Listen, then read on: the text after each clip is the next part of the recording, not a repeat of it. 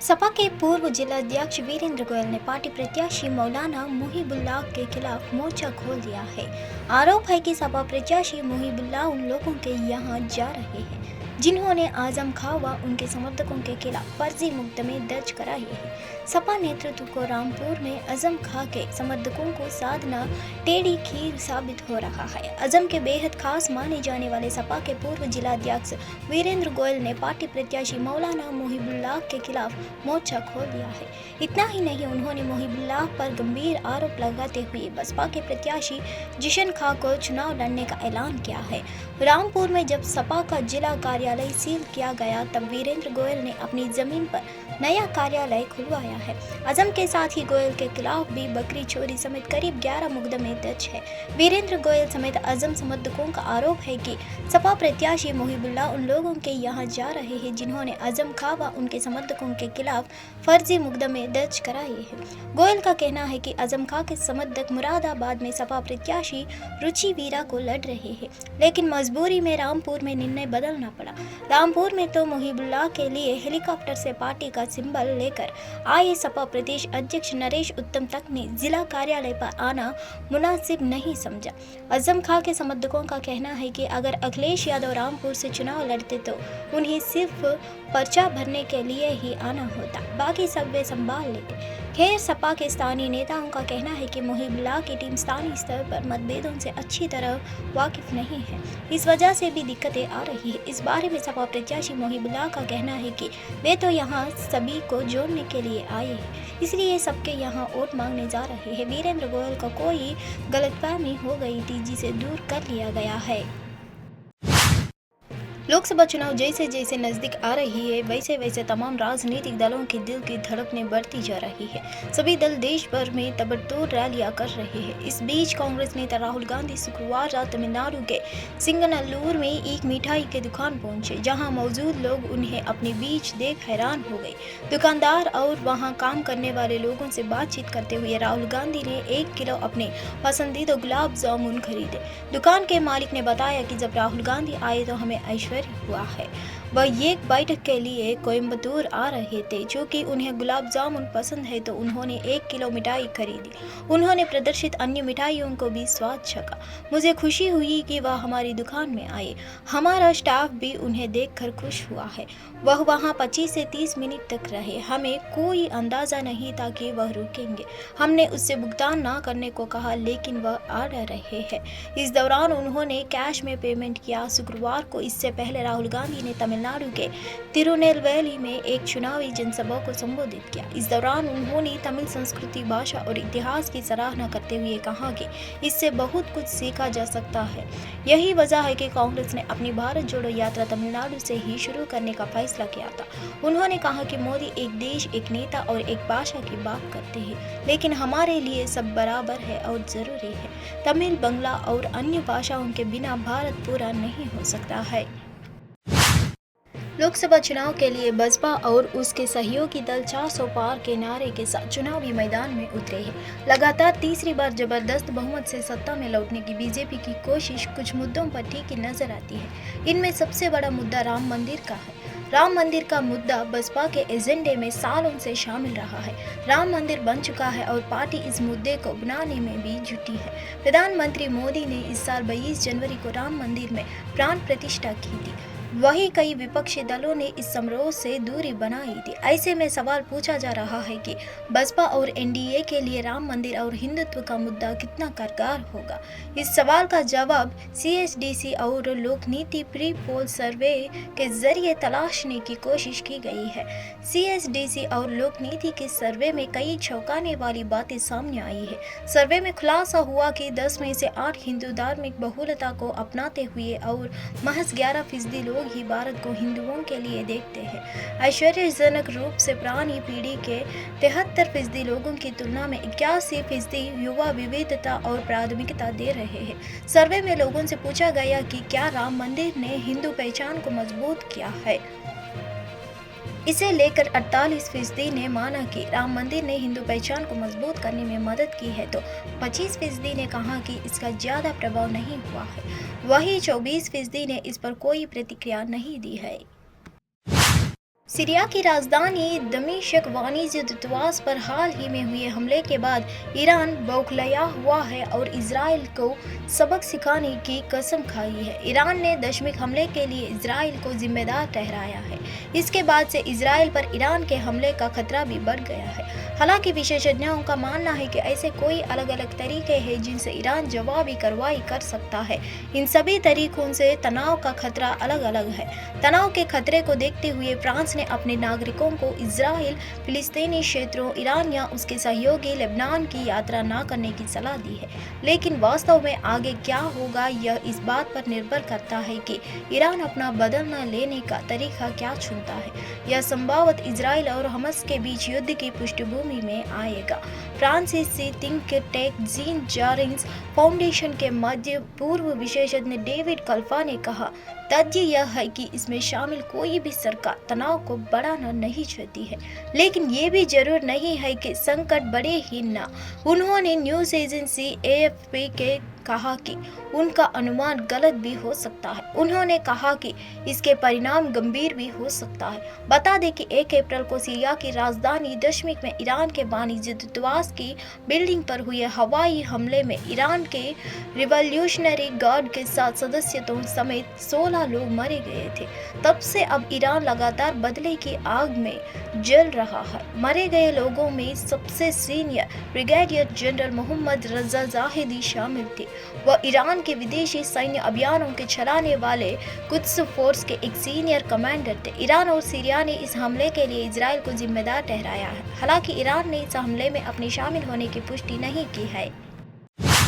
Party के पास संसद में 10 सांसद है और ये सभी राज्यसभा के ही सांसद है, लेकिन ज्यादातर इस समय गायब है। उनकी ये चुप्पी कई सवाल सियासी हलकों में खड़ी कर रही है।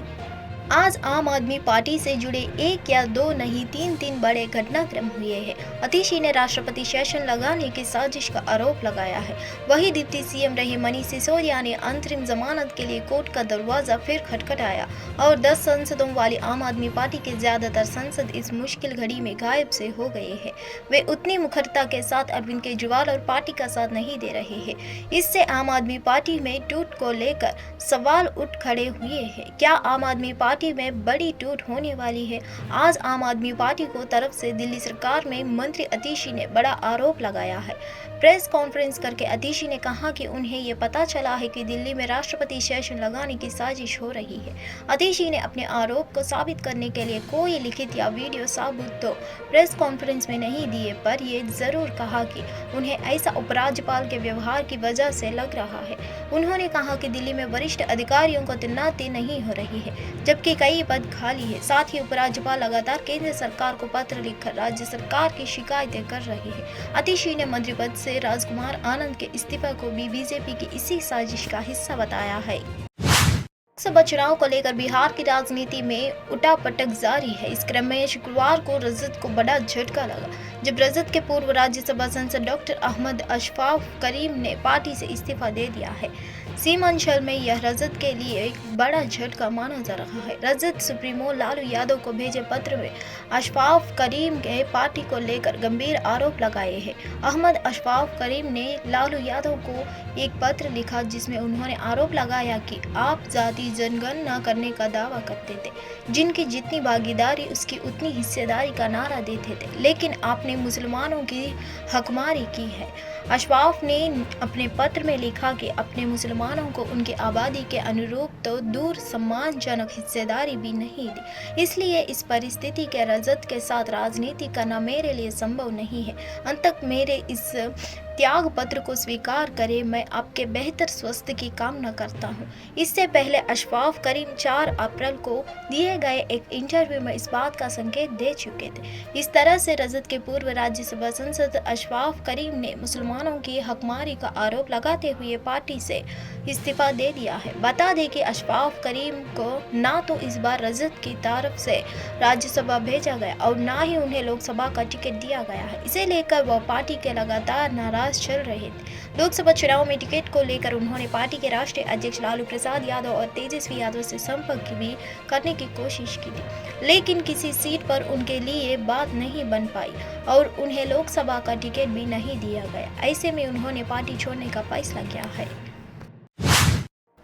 रायबरेली से लेकर अमेठी तक चर्चा है कि 26 अप्रैल को कांग्रेस नेता राहुल गांधी और प्रियंका गांधी चुनाव लड़ने का ऐलान कर सकते हैं। अगर ऐसा हुआ तो कैसा रहेगा चुनाव? बीजेपी ने अमेठी से केंद्रीय मंत्री स्मृति ईरानी को टिकट दिया है, जबकि रायबरेली में अभी बीजेपी का उम्मीदवार भी फाइनल नहीं है। अब तक रायबरेली से चुनाव लड़ रहे जीत सही सोनिया गांधी राज्यसभा पहुंच चुकी है। ऐसे में उनके बाद अब इस सीट से चुनाव कौन लड़ेगा? परिवार से प्रियंका गांधी या फिर पार्टी का कोई और नेता? इसके जवाब में यूपी के कांग्रेस प्रभारी अविनाश पांडे ने हाल में कहा, राजनीति भी रणनीति है। तो क्या ये 26 अप्रैल वाली कहानी भी रणनीति का हिस्सा तो नहीं है? दरअसल रायबरेली दशकों तक ये कांग्रेस और गांधी नेहरू परिवार का घर रहा। अमेठी में कांग्रेस ऑफिस में सन्नाटा पसरा है। राहुल बिना सब सुनाना बैनर बस लेगा। कांग्रेस ऑफिस देखकर लग रही है कि महीने भर बाद यहाँ चुनाव है। बता दें कि जब पहली बार राहुल गांधी अमेठी में चुनाव लड़ने आए थे तब प्रियंका गांधी आगे चल रही थी और राहुल पीछे। ये बात 2004 की है। फिर जब 2014 में जीतने के बाद राहुल अमेठी आए तो राहुल आगे चल रहे थे और प्रियंका पीछे। कहा गया कि अब राहुल ड्राइविंग सीट पर है। आज की तारीख में वैसे दोनों भाई बहन ड्राइविंग सीट पर है। अब ये संयोग है या फिर प्रयोग के दोनों को चुनाव लड़ने पर सस्पेंस बना हुआ है। टेस्ला के मालिक एलन मस्क ने जब से दुनिया को बताया कि वो प्रधानमंत्री मोदी से मिलने को लेकर उत्साहित है, तभी से ड्रैगन एंड कंपनी को तगड़ा झटका लगा है। मस्क अभी भारत आए भी नहीं और टेस्ला की फैक्ट्री लगने का आधिकारिक ऐलान भी नहीं हुआ है, लेकिन चीन ने भारत के खिलाफ प्रोपेगेंडा फैलाना शुरू कर दिया है। माना जा रहा है कि अप्रैल के आखिरी हफ्ते में मस्क भारत दौरे पर आ सकते हैं और पीएम मोदी से मुलाकात कर सकते हैं। चीन के सरकारी अखबार ग्लोबल टाइम्स ने लिखा है कि टेस्ला को भारत में अपनी फैक्ट्री खोलने से पहले सोचना चाहिए क्यों। चीनी अखबार इस पीछे 3 ऐसे बेतुका तर्क दिए हैं जिस पर शायद एलन मस्क भी विश्वास नहीं कर पाएंगे। ग्लोबल टाइम्स ने अपने इस पोस्ट के साथ ताये इंस्टीट्यूट के सीनियर फेलो चार्ल्स लियू का इंटरव्यू भी शेयर किया है। इसमें चार्ल्स लियू ने भारत के खिलाफ प्रोपेगेंडा फैलाते हुए नजर आए हैं। भारत में सप्लाई चेन और इंफ्रास्ट्रक्चर की कमी, भारत में अच्छे इंजीनियर्स और वर्कर्स की कमी, भारत में बिजनेस के लिए नकारात्मक माहौल। चार्ल्स लियू कहते हैं कि सबसे पहली बात तो ये है कि मुझे नहीं लगता कि भारत अच्छी तरह से इलेक्ट्रिक गाड़ियों के बनाने के लिए तैयार है। इसकी वजह से ये है कि भारत में कोई सप्लाई चेन नहीं है, भारत में इंफ्रास्ट्रक्चर ठीक नहीं है। लियू के इस बयान के पीछे जिनपिंग का इशारा भी माना जाता है। बैसाखी की पूर्व संध्या पर भारतीय अल्पसंख्यक फाउंडेशन के नेतृत्व वाले सिख प्रतिनिधि मंडल ने प्रधानमंत्री मोदी को शुभकामनाएं दी और भविष्य में उनके नेतृत्व को सफलतापूर्वक जारी रखने के लिए करतारपुर साहिब गुरुद्वारे में प्रार्थना की। पंज प्यारों के नेतृत्व में नगर कीर्तन के रूप में जुलूस, जिसमें IMF प्रतिनिधि मंडल के सदस्य, प्रमुख सिख धार्मिक नेता, सिख महिलाएं और किसान शामिल थे। गतका प्रदर्शन के शानदार प्रदर्शन के बीच गुरुद्वारा करतारपुर साहिब के लिए रवाना हुई। IMF के नेतृत्व वाला सिख प्रतिनिधि मंडल ऐतिहासिक करतारपुर साहिब गुरुद्वारा पहुंचा, जहां सतनाम सिंह संधू ने सरबत का दाला भाला चढ़दी काला के लिए प्रार्थना की और बैसाखी की पूर्व संध्या पर प्रधानमंत्री मोदी को शुभकामनाएं दी और उनके अच्छे स्वास्थ्य के लिए प्रार्थना की। भविष्य में भी देश की प्रगति के लिए उनके सशक्त नेतृत्व का सफल सिलसिला जारी रहेगा। करतारपुर कॉरिडोर जो खुला है, आदरणीय प्रधानमंत्री श्री नरेंद्र मोदी जी ने सिखों को बहुत बड़ा तोहफा दिया है। 70 साल से सिख अरदास कर रहे थे कि हमारे गुरुधामों के दर्शन का हमें मौका मिले और 70 साल के बाद देश के प्रधानमंत्री नरेंद्र मोदी जी ने सिखों की भावनाओं को समझा और करतारपुर कॉरिडोर खोला गया। बैसाखी का त्यौहार है कल और सिख जो प्रोमिनेंट सिख हैं बहुत हमारे साथ, देखिएगा आप, हर तरह के सिख हमारे साथ हैं और करतारपुर साहब जाके गुरु नानक देव जी की उस धरती पे जाके, जिस धरती पे गुरु नानक साहब ने खेती की, जिस धरती पे गुरु नानक साहब ने जपजी साहब लिखा, जपजी साहब बाणी जो उच्चारण किया, जिसको हम ब्रह्मंडी चेतना के तौर पे भी जानते हैं, जिसमें उन्होंने एक अलग तरह की वाणी, जिसमें उन्होंने खंड ब्रह्मांड की बात की गुरु नानक साहब ने। भारत क्यों मायने रखता है, इस विषय पर बातचीत के दौरान विदेश मंत्री डॉक्टर एस जयशंकर ने कहा, अपनी किताब में मैंने लिखा है कि यह एक ऐसा भारत है जो अधिक भारत है। हम दबाव में नहीं आते। अगर हमें कोई निर्णय लेना होता है तो हम लेते हैं। कभी कभी हमें दुनिया की सामान्य पारंपरिक सोच के विपरीत भी जाना जाता है तो हम उसके लिए भी तैयार रहते हैं। इस दशक में एक बड़ा परिवर्तन या मानसिकता में भी बदलाव है। मैं कहूँगा कि सोच अधिक जमीनी है या भारत की अधिक है और भारत की कम है। मुझे लगता है, और मैंने किताब में ये लिखा है कि this is an India that is more Bharat. हम जो है अपने आप को, अगर जो कहा गया कि दबाव में आए तो हम दबते नहीं हैं, हमें निर्णय लेना है तो लेते हैं। हमें कभी कभी दुनिया के नॉर्मल कन्वेंशनल थिंकिंग के खिलाफ जाना होता है तो वो भी हम करने के लिए तैयार हैं। ये और ग्राउंडेड विचारधारा है, ये और भारत की विचारधारा है इंडिया की का। ये 4 साल में मैंने ये भी देखा है कि खुद हमारे देश में और इसके मैं बहुत उदाहरण दे सकता हूं आपको कि हमारा आत्मविश्वास, हमारी जो मैं कहूँगा एक किस्म से जो कमिटमेंट जो है कि देश को विकसित भारत की तरफ कैसे ले जाएं, हमारी खुद अपने इतिहास और संस्कृति और विरासत के बारे में, उसके बारे में जो सेल्फ अवेयरनेस जो होना चाहिए, ये मुझे लगता है कि ये पिछले 4-5 साल में इसमें भी बहुत चेंज आया है। और मुझे लगता है, और मैंने किताब में ये लिखा है कि this is an India that is more Bharat, कि हम जो है अपने आप को, अगर जो कहा गया कि